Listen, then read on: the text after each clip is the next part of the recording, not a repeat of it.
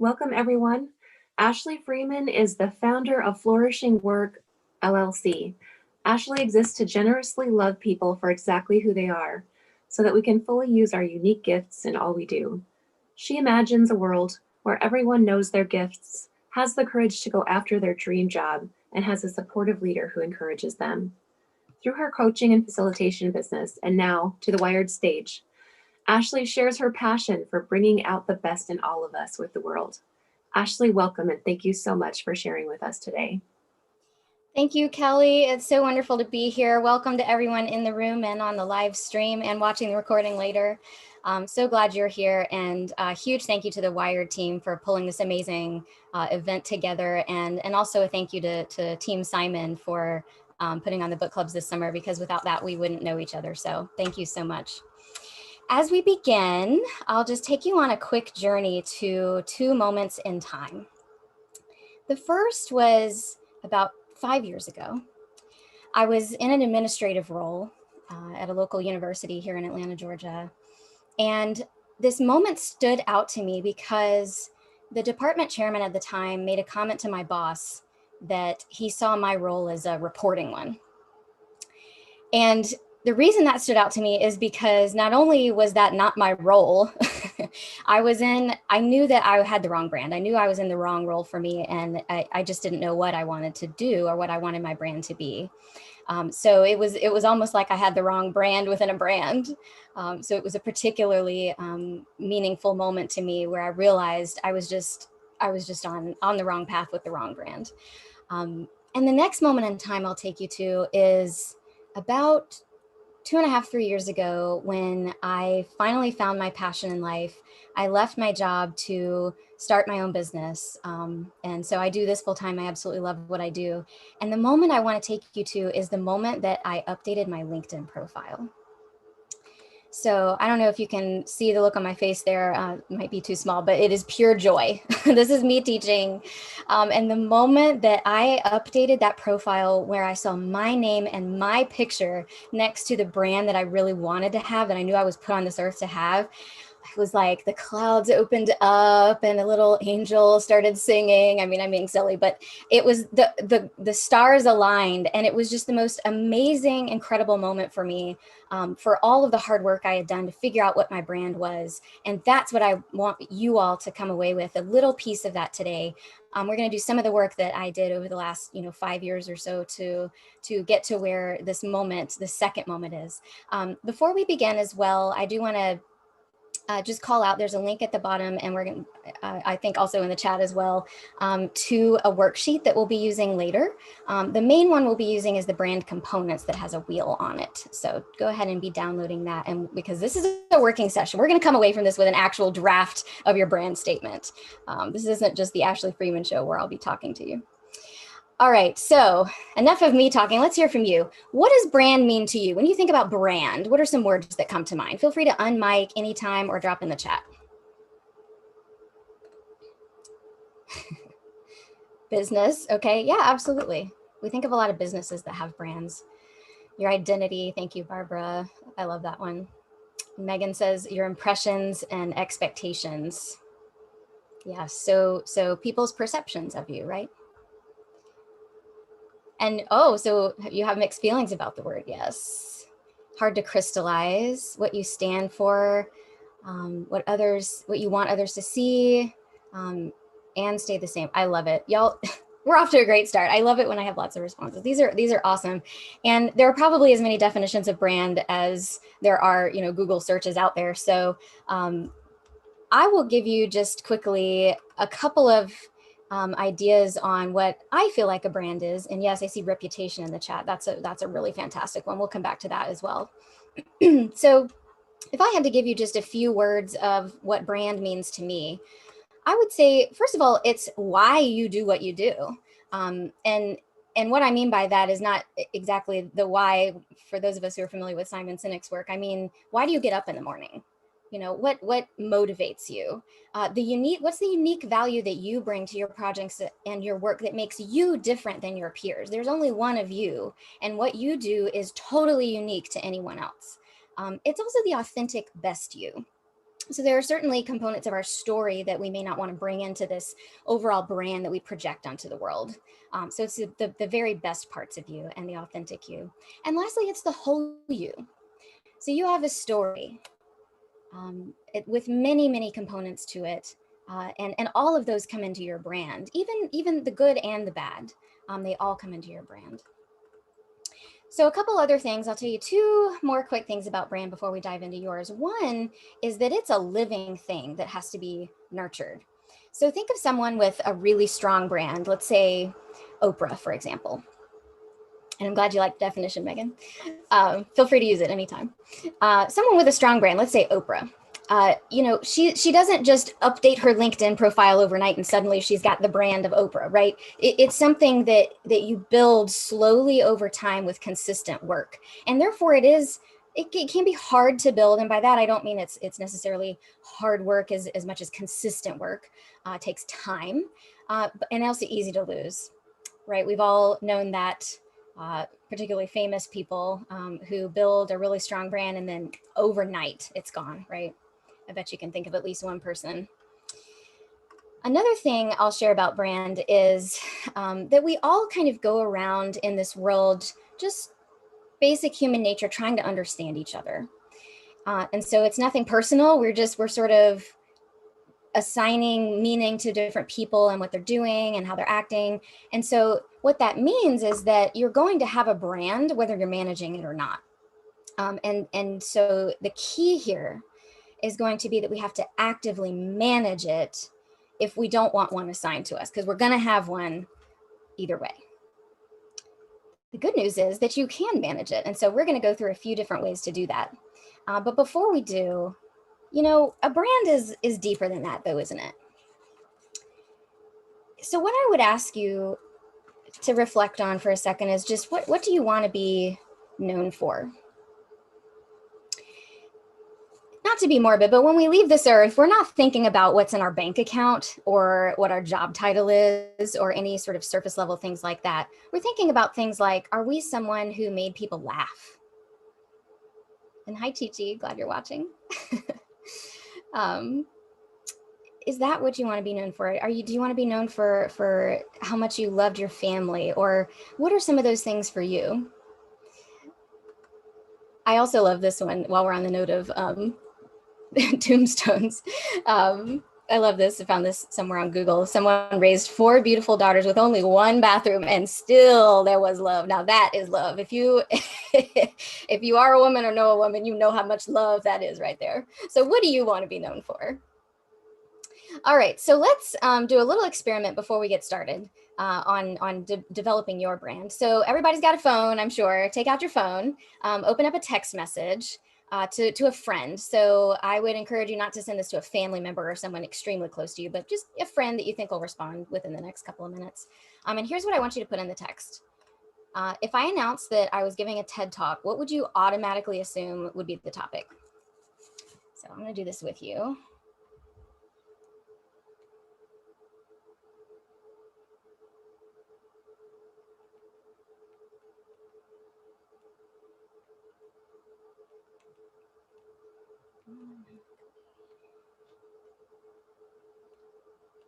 That's the topic. All right. And so I know you've just now found a bunch of notifications and you're really tempted to start scrolling through things. So come back to me. We'll leave that sitting there for a couple of minutes and get your response. So, okay, great. So we're going to let that sit. And in the meantime, now is the time to grab that worksheet I mentioned at the beginning. We'll have a link in the chat for you, or a file, and you have the link on your screen. So those of you watching live, if you want to pull it up in your browser, this is the link at the bottom here. There are 3 worksheets on that page. We're going to focus on the one that looks like this, which is called brand components. And so as I'm walking through each of these components for you, I would encourage you to fill it out. The file is fillable.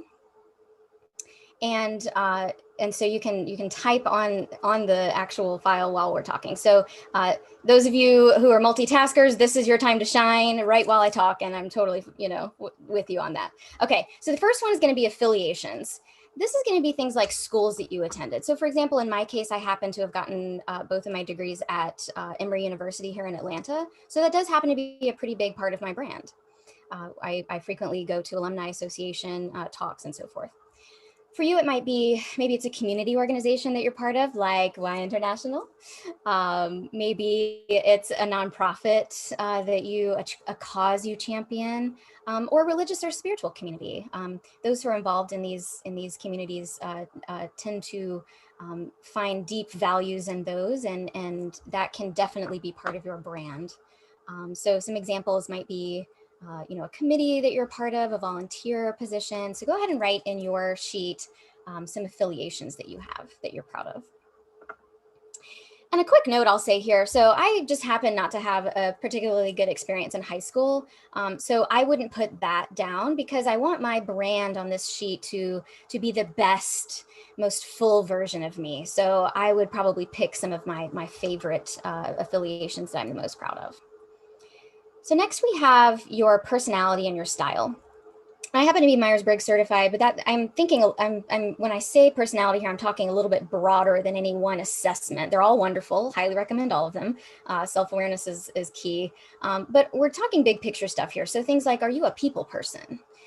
Are you quiet? Are you shy? Do you love reading books, and maybe you're a well-read person, you're a thought leader, maybe you're spontaneous, maybe that word gives you anxiety and you're like, no, I need the plan. Maybe you're a planner. So what are some traits or demeanors that you have that you would like to be part of your brand? And yes, foodie counts. Absolutely. So what are some words for you? Enter those in your sheet. So next we have one of my favorites, values and beliefs. So these are deep-seated, wonderful components of you. So we're going to spend a little extra time on this one. These are going to be your guiding principles, the filter that you use to make big decisions. For example, let's say you're moving, and so that's a huge decision. Where are you going to move? Someone who values spontaneity and livelihood and nightlife and those kinds of things might move somewhere perhaps in an inner city location, whereas maybe someone who values family and quiet, for example, might move closer to their family, and that might not be kind of in the same location. So let's dig deeper into this as you're filling in your worksheet. I'd actually love to hear from you. So we're going to do a little activity so that we can see what your values are. So those of you in the Zoom, I would love for you to, if you hover over the top of your screen, you'll see that a green thing that says I'm sharing my screen. To the right of that, it says View Options. Click on View Options and then click on Annotate. A little menu bar should pop up, and we'll also drop some instructions in the chat in case you're not following me. So once you have the Annotate bar up, then click on the word Stamp. And pick your favorite stamp. It might be a star, it might be a heart, and just go ahead and start stamping on the screen next to your values. I'd love to see what your values are. All right, so we've already got some coming in, and those in the live stream, feel free to comment in the chat some of your values that you see on this screen.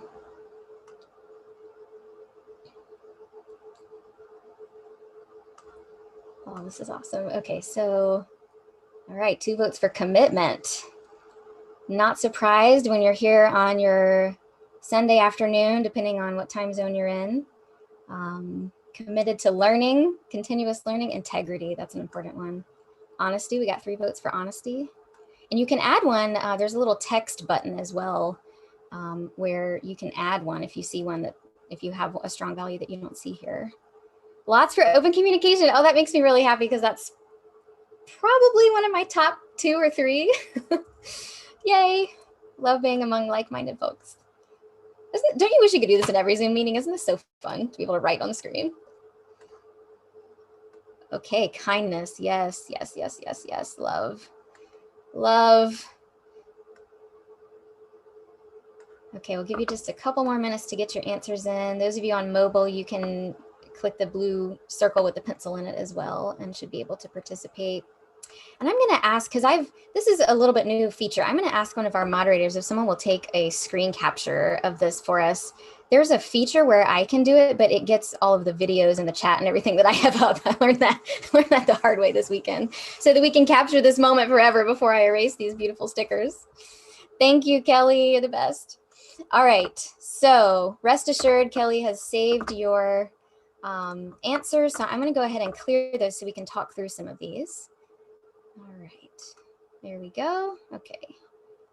So think about one of these that is particularly meaningful to you that you stamped on the screen.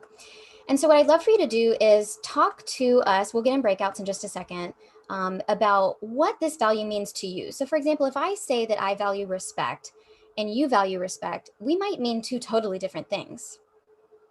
So just a random example here, maybe for me, respect means that I speak the truth, even when it's hard, to respect my peers and do right by them. And if you're willing to share why it's important to you, I'd love to hear that as well. So maybe it's important to you because your mom always showed respect to you at home and you want to share her strength with the world. So what's your one value? What does that mean to you when you say that word? And why, if you're willing to share. We'll keep it to about the 60-second version so that we make sure we have time in this 5-minute breakout. You'll be in groups of about 2 or 3. And of course, share to your comfort level. This is maybe go a little outside your comfort level, but not to your panic zone. So with that, we'll go ahead and open the breakouts. All right, so hi everybody, Angel Marie here. I'm going to be opening up the breakouts really soon, so you will be able to see. All right, so just give me one moment. Let's do this. And those of you in the live stream, we have an activity for you too, so don't leave. Because you're not host, you'll be put into a breakout room, so just leave that and then come back to the main room, yeah? Okay. All right, great. Let's do this. All right, everybody, here you go. All right, so you'll see it pop up on your screen. Just make sure that you join.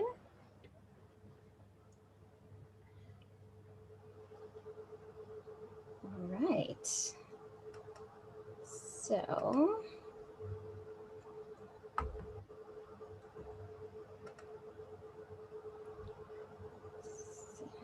Okay, perfect. This is approximately our time. Just so those in the live stream kind of know where we are on time. I put that video there for you. So right, we'll do that. Yay, perfect. Okay, so if you're in the live stream, again, here's the link where there's another worksheet where you can call about your values, where you can just start filling in some of your values on that sheet if you prefer a little more structured approach. And we'd love for you to share in the chat. We'd love to hear what your values are and you know, your reflection of what that means to you and why you love that value. So Miss Angel. Yes, let's go. What's a value that you have that you'd be willing to share with us? So I'm so thankful that I did my house before this. So it kind of helped me to put down like my values. So I have like my 5 different like themes. So the values I wrote were fun, courage, creativity, excellence, and worthiness. What's one that stands out to you? Those are all. I love that particular combination. Is there anyone in particular that stands out to you? I think the one that stands out to me most would be fun, fun or humor. That's the one I have like a concrete definition of what it looks like. That I can actually explain it to a 5-year-old what that value means to me, because that's what I try to do, because a value can be so big. So if I can like explain it to a 5-year-old, then it like, okay, it works for me. So fun for me is making people laugh till their tummies hurt. Well, we need to hang out more. Yes, we do. That's my like the value that probably underpins everything that I do, and everywhere it's like making sure that I have fun, or I am that people are laughing around me. Is that part of your why statement as well? I don't happen to have it up in front of me. Okay. So my why statement is to connect generations so that together we can honor and celebrate each other. Oh, I love it. Okay, so it's definitely a how then. Yeah, it's a house. So previously with my Y, I used to have like courage and creativity in there. And then Kelly, she suggested, you know, what if you take those out and then you throw them into your house first? Because we were trying to simplify it because it felt too long. And then eventually it landed to just to create generations so together we can honor and celebrate each other. That's beautiful. And is what is it about the fun that is so meaningful to you? Why is that important to you? I think because like when like across every generation, people do have fun, and it's something that transcends. Like laughter transcends generations, and when people Mm, have fun, um, yeah, it's like just good vibes, and there's like an understanding there, you know, of people just being able to celebrate moments, celebrate stories. So I think fun is that's why it's so important because it transcends generations. I feel like I need that on a post-it up on my wall here. Laughter transcends generations. Yeah, laughter transcends generations.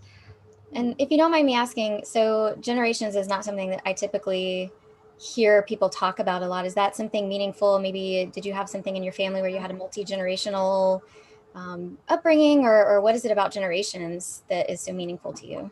I think this probably came in like when I was thinking about like in the worksheet, the affiliations and the strengths. Growing up, I always found myself as the youngest person in the room. So in my family, I'm the youngest. And then when I joined the training and development space, I started doing programs at 18. And I was doing a lot of like digital transformation workshops for people because in Singapore, that's a big thing. There's a big push for digital transformation.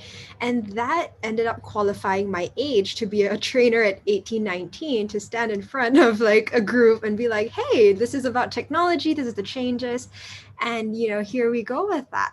And I realized that I could, instead of being afraid of my age or being too young, especially in the training space, that instead I could leverage on that, and that made me like the key differentiator because I was actually the youngest in Singapore to get my certification in adult learning and facilitation. Congratulations. Yeah, thank you. So, right, 60 seconds. Oops. I realized it had 60 seconds left on the breakout, so they will come back soon. Okay, Okay. I'll go ahead and pause this. It makes kind of an obnoxious sound when it's time. All right, there we go. So, hi everybody, welcome back. Yang is pumped up. I love it. How was it? Did you learn anything good? Angel and I had a really fantastic conversation. I think we need to go get our virtual coffee next week. Yes, we do. We need to get virtual coffee. Yes. So, anyone willing to share something that you learned about someone or something that stood out to you in that short time?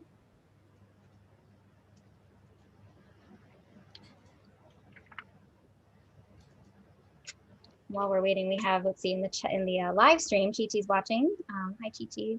Her values are diversity, trust, integrity, creativity, respect, and equity. I love it. Yes, Ying is raising her hand.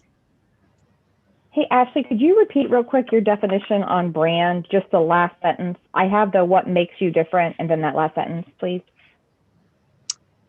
Sure. Yeah, I believe I can go back to that slide. I think I said the authentic best you. That's right. And oh, that was it. Okay, so I think so. Let me get out of this. Oh, there we go. The authentic best you and the whole you, because you have a story and all of it comes into your brand. You bet. Absolutely. Chime in anytime. We're having a nice casual conversation here.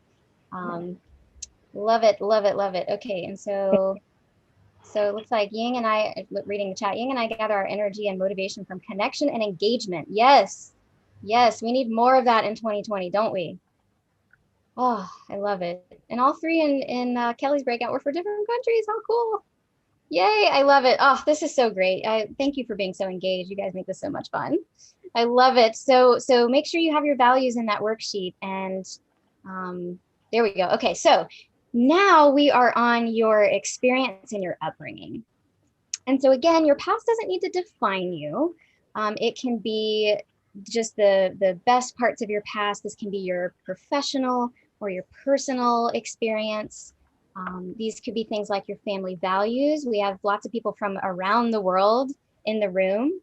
And so what is your country's culture? That can absolutely be part of your brand. So for example, for me, I am born and raised in Atlanta, Georgia, here in the United States. And we have a thing here we call Southern hospitality. And so that's a big part of my brand, is I'm just very loving and nurturing, and call that Southern hospitality. I also happen to be an only child. And so that comes into my brand a lot because I'm a business of one, a solopreneur. And that's very comfortable for me. So what parts of your experience or upbringing go in your brand? All right, I'm gonna minimize the chat here. Okay, so next I'm gonna call on an old friend to tell us about, let me make sure I'm sharing my computer sound as well, there we go. About skills, our next section.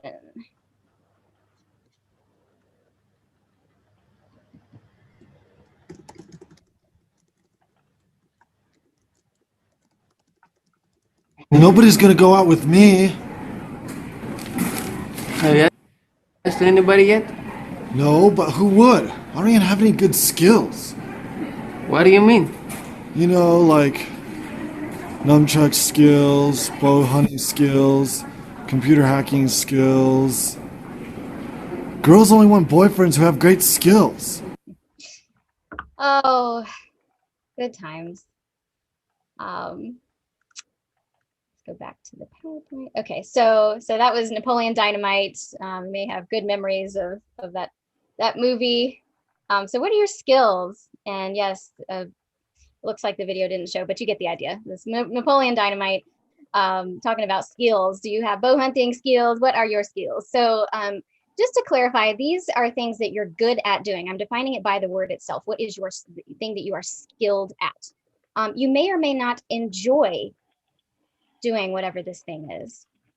And so we'll talk about strengths next, but so these are things like what your job duties are, what do people ask you to do? So why do you think this is particularly important for brand, especially if it's something you don't enjoy doing? Why do you not want to be known for your skills per se? You'll get stuck in that role. Yeah, that's exactly right, Kelly. I had an old boss one time who said, no good deed goes unpunished, right? So you do a great job and you're going to get more of it. And so if you don't want more of it, then that doesn't mean don't do a good job. It means be intentional about being known for the things that strengthen you. So enter a couple skills on your sheet, and the things that strengthen you are our last component of this wheel. And so these are going to be things that, again, I'm defining the word by itself, right? What strengthens you? What do you love doing? What can you not wait to do? What are you doing when you feel the most alive, particularly when you're working? What do you just absolutely love doing? Think about a time when you felt so alive at work. Drop it in the chat. Tell me what that time was. What were you doing when you just felt so alive? What was that activity that you were doing? Pull up the chat. Okay, so teaching. Yes, me too. I feel very live right now. I love doing this. Yes. So think about networking, facilitation. What are you doing when you feel alive? Okay, we have a lot of teachers in the room, so y'all are my people. Love. Okay, so enter your strengths, your coaching, your eating. Yes, your eating can be a strength. Why not? Foodies. Enter that into your worksheet. Now, while you're doing that, I'll just make a quick note that a lot of people actually don't know what their strengths are when you ask them. This is a great quote from Peter Drucker. When you ask them, they might look at you with a blank stare or respond in terms of subject knowledge or skills, which is the wrong answer. It's the quote unquote wrong answer because those things may or may not strengthen you. You may or may not enjoy them. This is really important because there's some great research out of the Mayo Clinic that looked at doctors and burnout. And what they found was that there's a very important number, and that number is 20%. The reason this number is important is because what they found in their research is that we have to have at least 20% of these strengths, things that strengthen us, woven into the activities of our week in order to prevent burnout. And every percent below that 20% threshold, we have an increased likelihood of burnout. So you get to 19, 18, 17, and your burnout chance is going up and up and up. So it's really critical that we know what these strengths are, and that we weave them into the activities of our week so that we can be fueled and feel alive to do some of that other 80% of the activities that maybe we don't love doing, but we all have work to do. All right, so those are strengths. And so now you have a wheel that is hopefully got a few words in each category. So what I'd love for you to do is just kind of look at the overall picture of the words that you've written down and just draft a quick brand statement at the bottom. This is not, you're not getting graded on this. This is not going on your bio, your profile tomorrow. This is just pull some of these components together. So the one that I pulled together is pulled my upbringing, my strengths, my personality, and my affiliations together into a statement that says I am a quiet, I happen to be introverted, quiet and independent, people-loving solopreneur, because I'm an only child, business of one, who loves teaching and coaching. So I'm with all y'all that just put in the chat how much you love teaching and coaching. And yes, thank you, Megan, for starting us out. Please enter it in the chat, unmic, maybe one or two if you want to share what you've written down while I was talking, or I'll give you another couple seconds to think if you're still writing. So Megan says, I'm committed to connecting people and resources so that they can uncover how to be busy and blessed. Love it. Anyone else want to share?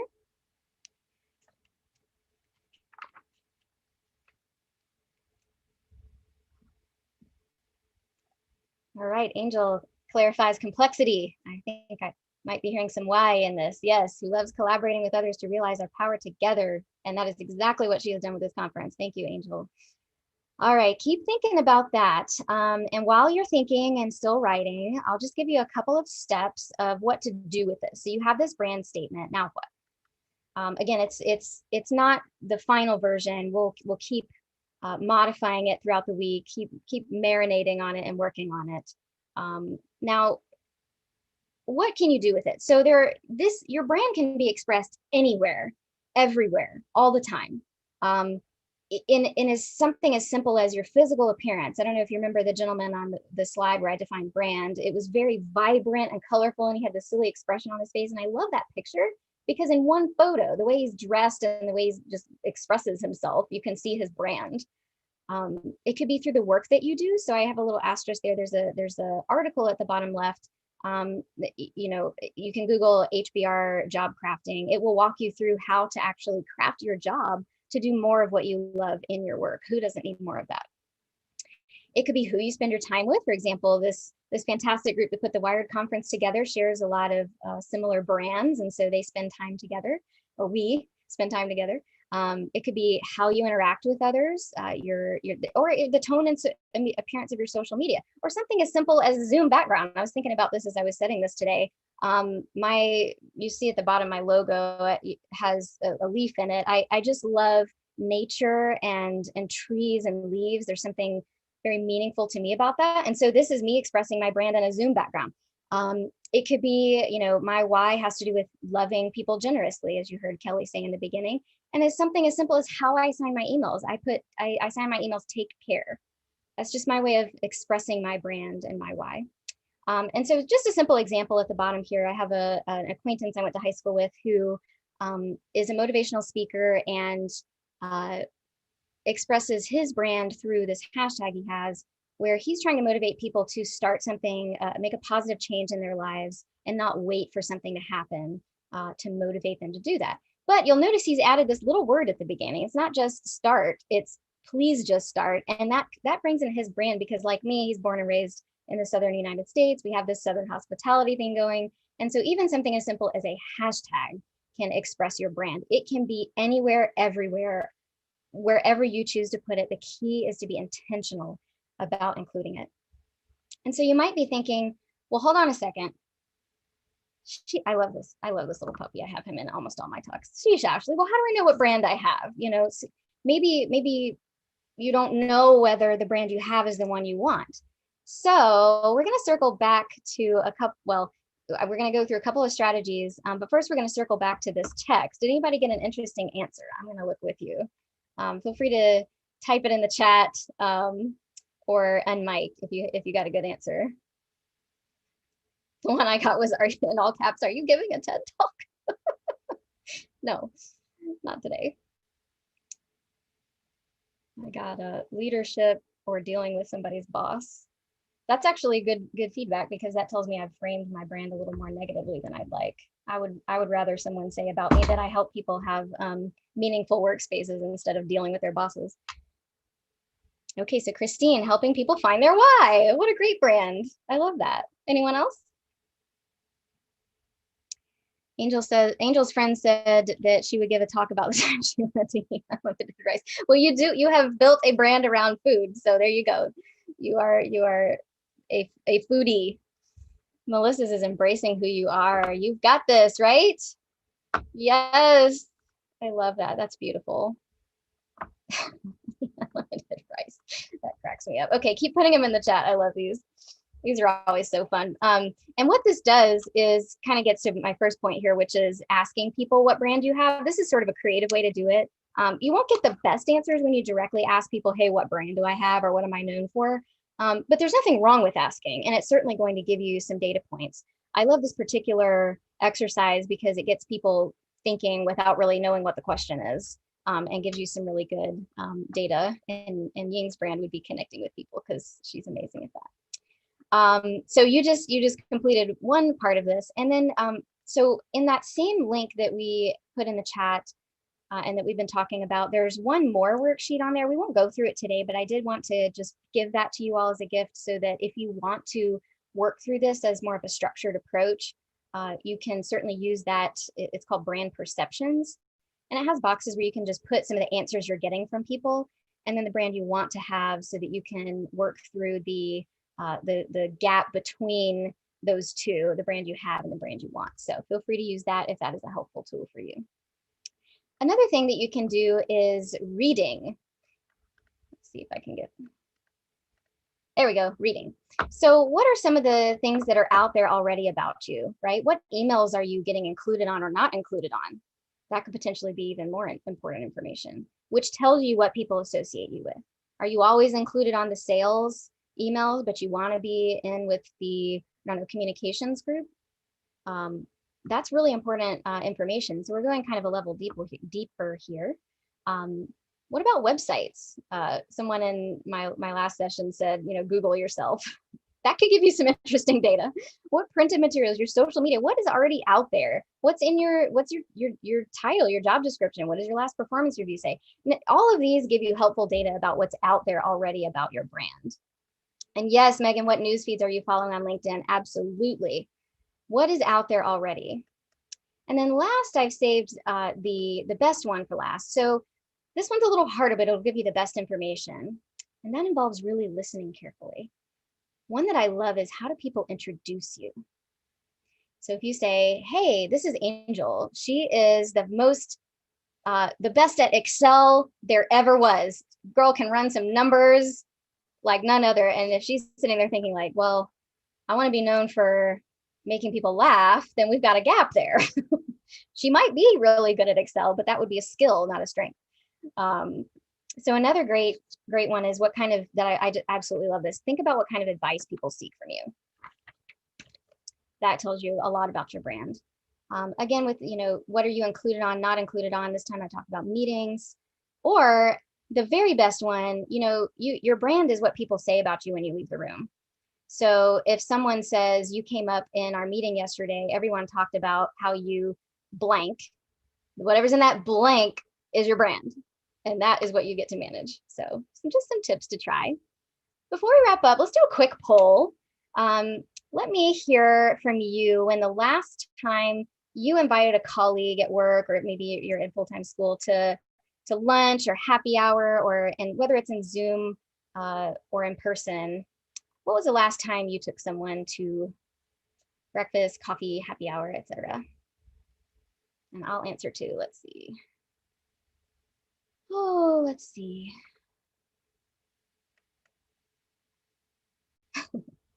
Yes, and while we're waiting, my best friend just said some kind of personal growth managerial inspiration to kind of talk. Yes, perfect. All right. So I can't wait to see the results. I get different answers every time I do this. I can't wait to see. This week, y'all are rocks. You don't need me. Y'all are out there getting your brand out, meeting with people. This is fantastic. I love this. Okay, so a little over 2/3 of you have done this week, and so you're making my point for me. Thank you so much. Just a couple of quick do's and don'ts before we wrap up. Is again, be more visible. This is particularly difficult in a COVID world. If you're out of sight, you're out of mind. So invite that colleague to Zoom coffee.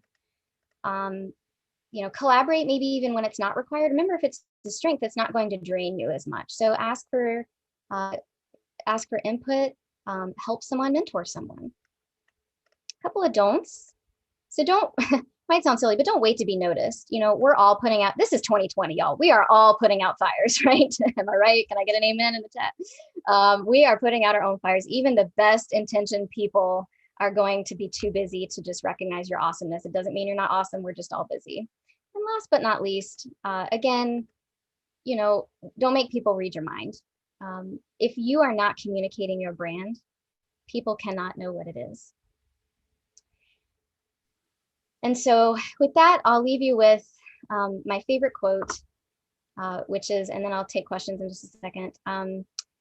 But first, there's a vitality, there's a life force, an energy, and a quickening that is translated through you into action.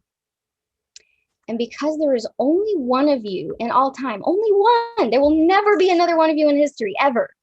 This expression is unique.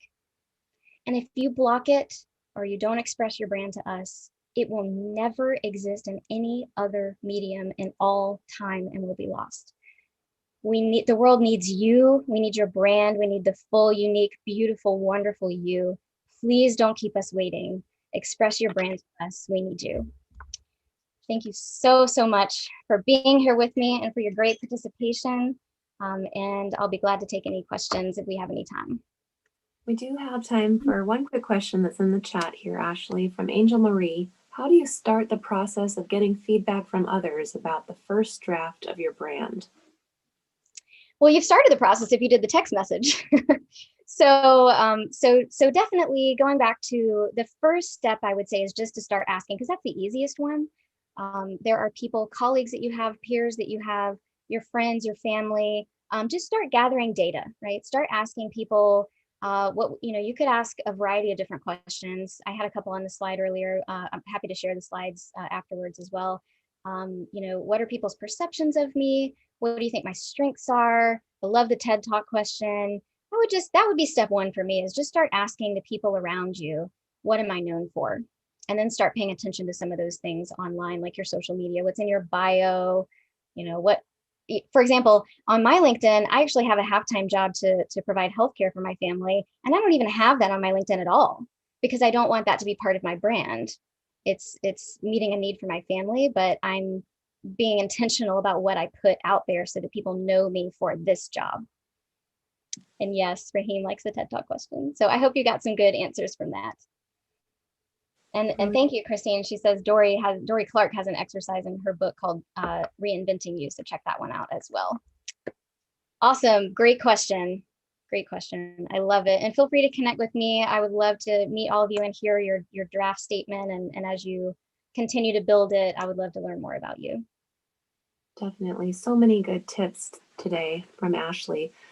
We are at time. So to connect with Ashley and learn more about her work, please visit wired.live and look at the speaker bio and feel free to reach out to her. We're going to take a quick break and be back at the top of the hour with our next session with Jacob Sadavoy and Michelle Zuby, who will share with us how to transform employee performance. We're going to close the room to admit the speakers for the next session and reset, and we will see you back in a few minutes. Take care.